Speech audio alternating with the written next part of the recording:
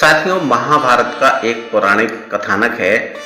अमरावती में चंद्रवंश में राजा नहुस हुआ करते थे। राजा नहुस के 6 पुत्र याति, ययाति, सयाति, अयाति, ब्याति और कीर्ति थे। याति प्रारंभ से ही विरक्त स्वभाव के थे, अतः महाराज नहुस ने अपने द्वितीय पुत्र ययाति को उत्तराधिकारी घोषित कर राजगद्दी पर बैठा दिया। उसके बाद राजा अयाति का विवाह असुरों के गुरु शुक्राचार्य की पुत्री देवयानी से हुआ। देवयानी के साथ उसकी सखी शर्मिष्ठा दासी के रूप में आई। शर्मिष्ठा भी राजभवन में रहकर देवयानी और महाराजा की सेवा करने लगी। आगे चलकर राजा ययाति शर्मिष्ठा की सुंदरता पर मोहित हो गए। उसने याचना पूर्वक उनसे ऋतुकाल में पुत्र रत्न प्राप्ति की कामना की। इस बात के लिए राजा ययाति ने पहले ही दैत्य गुरु शुक्राचार्य से प्रतिज्ञा की थी कि वह देवयानी के अलावा किसी भी पर नारी पर दृष्टि नहीं डालेंगे, किंतु फिर भी उन्होंने शर्मिष्ठा के प्रस्ताव को स्वीकार किया और उससे समागम करके 3 वर्ष में 3 पुत्र रत्न प्रदान किए। जब यह बात देवयानी को पता लगी तो उसने अपने पिता शुक्राचार्य को बता दिया। राजा ययाति द्वारा अपनी प्रतिज्ञा तोड़े जाने पर शुक्राचार्य ने उसे शुक्रहीन अर्थात वृद्ध होने का श्राप दे डाला। अब महाराज की सारी शक्तियां क्षीण हो चुकी थीं। देवयानी से 2 पुत्र और शर्मिष्ठा से 3 पुत्र होने के बाद भी महाराज की वासना जो कि त्यों बनी हुई थी। अपने यौवन के छिन जाने से राजा ययाति बड़ी ही पीड़ा और काम पिपासा के दौर से गुजर रहे थे। वासना ने उनके मन पर इस तरह डेरा जमा रखा था कि उन्हें राजकाज ही नहीं सूझ रहा था। लेकिन श्राप के कारण वृद्ध बने ययाति भीतर ही भीतर अपनी ही मौत का मातम मना रहे थे। तभी एक दिन मृत्यु ने उनके द्वार पर दस्तक दी। आंखें खुली तो देखा कि सामने यमराज खड़े बोल रहे थे, राजा ययाति, तुम्हारी आयु पूरी हो चुकी है, परलोक गमन की तैयारी कर लो। यह सुनकर ययाति बौखला उठा। उसे कुछ न सूझा। वह यम से जीवन की याचना करने लगा, अनुनय विनय करने लगा। ययाति बोला, हे यम, आप जानते हैं मेरी श्राप के कारण यह दशा हुई है। कृपा कर मुझे जीवन दान दे। अभी मेरी सारी इच्छाएं अधूरी हैं। आखिर ययाति की वासना याचना बनकर निकल ही आई। यम बोले, ऐसा नहीं हो सकता ययाति। हर मनुष्य के जीवन का एक निश्चित समय होता है। उस आयु भोग के बाद सबको विदा होना पड़ता है। यही शाश्वत नियम है। ययाति गिड़गिड़ाकर बोला, हे प्रभु, सभी पृथ्वीवासियों की मृत्यु आपके अधीन है। आप काल के भी महाकाल कहे जाते हैं। यदि आप कृपा करें तो मेरा जीवन संभव है। राजा के बहुत अनुनय विनय करने पर यमराज मान गए।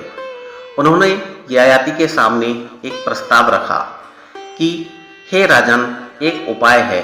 यदि तुम्हारे पुत्रों में से कोई पुत्र तुम्हें अपना यौवन प्रदान करे तो तुम सुखपूर्वक जीवित रहकर अपनी अधूरी इच्छाएं पूरी कर सकते हो। यह सुनकर विषयों के चिंतन में लिप्त और मन का गुलाम ययाति निर्लज्ज होकर अपने पुत्रों से यौवन की याचना करने लगा।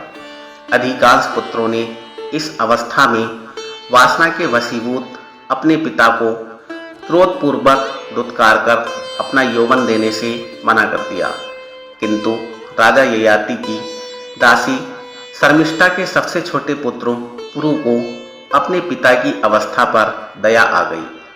उसने आगे बढ़कर पितृभक्ति दिखाई और अपना यौवन देने के लिए तैयार हो गया। पुरु के त्याग को देखकर यमराज को आश्चर्य हुआ। उन्होंने इसका कारण पूछा तो पुरु बोला, सांसारिक भोगों की आसक्ति ठीक नहीं, क्योंकि मैं अपने पिता की दशा देख सकता हूँ और यह दशा कल मेरी भी हो सकती है। पुरु की दूरदर्शिता देखकर यम ने उसे जीवन मुक्ति का आशीर्वाद दिया और ययाति को 100 वर्ष की आयु प्रदान की। 100 वर्ष बाद जब यमराज फिर लौटे तो उन्होंने देखा कि राजा ययाति कई रानियों और सैकड़ों बच्चों के पैदा करने के बाद भी अतृप्त दिखाई दिए। ययाति ने फिर से वही अतृप्त इच्छाएं पूरी करने के लिए जीवन दान देने की याचना की। यमराज ने फिर से वही प्रस्ताव रखा। इस बार भी ययाति ने अपने पुत्रों से वासना और भोगों की पूर्ति के लिए आयु और भोग की याचना की।